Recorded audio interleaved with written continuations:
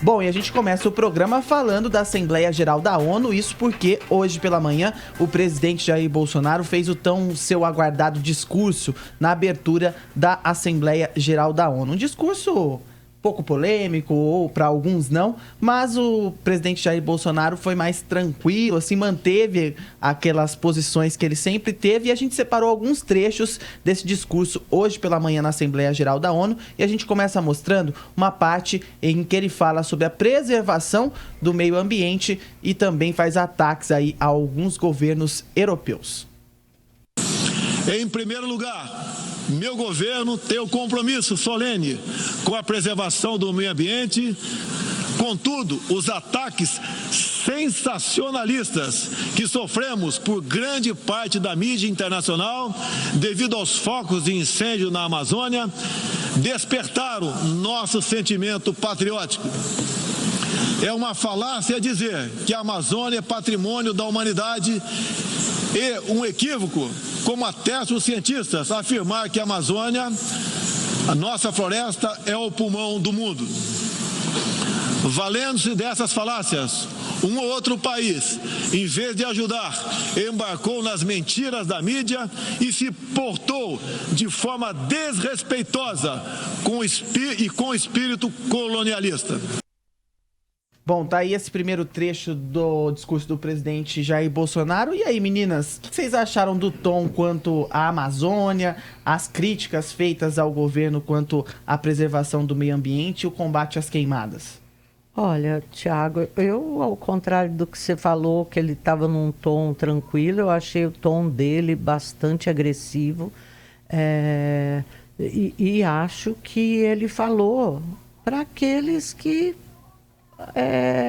fecham com ele, né? Aqueles que veem o Bolsonaro e admiram o Bolsonaro por essa postura dele, o que nem de longe vai promover aí um congraçamento, porque a impressão que me deu é que rachou mais ainda, né? Aqueles que apoiam o Bolsonaro, o Trump já veio elogiar, já falou que prestou atenção no discurso, achou legal, mas o resto do mundo nós ainda estamos aguardando para ver o que o resto do mundo vai dizer acerca disso, porque ele fez críticas pesadas, ele colocou...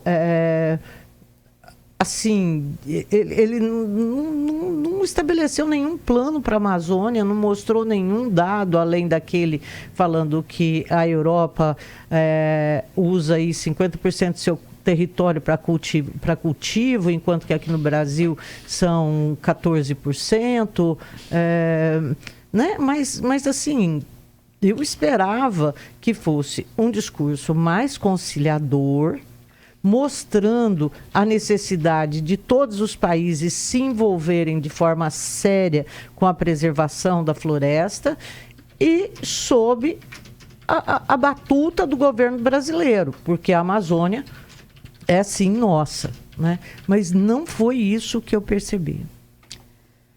Bom, vamos lá, né? O discurso, eu concordo com a Zezé, foi um discurso agressivo, não foi um discurso conciliatório. A Zezé até no programa que a gente faz de manhã tinha dito assim, eu até não esperava dele um discurso tão conciliador, mas pelo menos um pouco mais pacificador, né? Não foi o que aconteceu, o que nós vimos no discurso do Bolsonaro, quem ouviu o discurso todo ou assistiu, foi um ataque ao socialismo, um ataque às mídias, sejam elas brasileiras ou estrangeiras, aos governos estrangeiros, aí trouxe ideologia de gênero, fez um ataque geral. O que depois de tudo isso, Zezé, o que eu li, o que está sendo avaliado, né? Que foi realmente um discurso agressivo, um discurso que no futuro pode trazer um isolamento para o país, ao invés de trazer... Porque, assim, todo presidente, quando ele faz esse discurso, ele sempre busca um discurso mais de falar de política, dos desafios que o país tem e trazer parceria, fazer com que o país, o Brasil, ele seja um parceiro respeitável ou pelo menos um parceiro na solução de problemas ou de ajudas mútuas, né? No caso de hoje, não. O Bolsonaro, ele atacou Cuba, ele atacou uma série de coisas e se posicionou posicionou. Foi um discurso que está todo mundo colocando, que eu concordo. Qual que foi o papel que ele mostrou lá? Um líder de extrema direita, que falou para o seu eleitorado. Ele não fez um discurso de estadista, um discurso de presidente da República. Aí a gente pode até tem a questão da economia, que ele falou da economia, né? Deu uma pontuada na questão do que ele vai... Medidas, em algumas né? medidas. Não foram nem medidas. Do tipo de política liberal, econômica, né?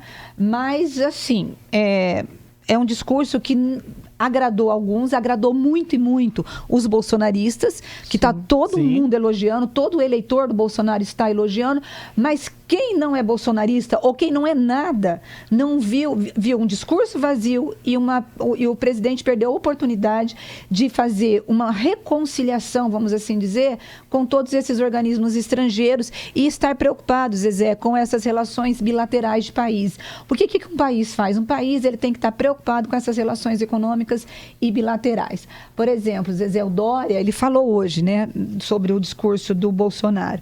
Ele disse que foi inadequado e inoportuno e sem referências que pudessem trazer respeitabilidade e confiança ao Brasil no plano ambiental, no plano econômico e no plano político. E quarto, teve uma péssima repercussão internacional.